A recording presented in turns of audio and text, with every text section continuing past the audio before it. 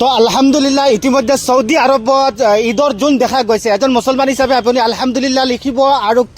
কাইলৈ সৌদি আৰবত ঈদ হ'ব ইতিমধ্যে সৌদি আৰব প্ৰশাসনে ইতিমধ্যে তেওঁলোকৰ ৱেবছাইটত সেই কথা ঘোষণা কৰিছে আৰু আমি সেই সুন্দৰময় এটি পৰিৱেশত আছো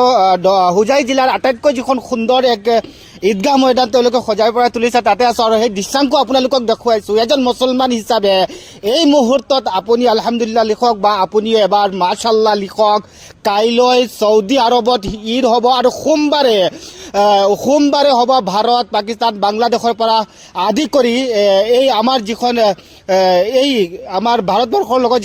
যিকেইখন ৰাষ্ট্ৰ আছে এই ৰাষ্ট্ৰই ঈদ পালন কৰিব আৰু এই মুহূৰ্তত মই আছোঁ ডবকাৰ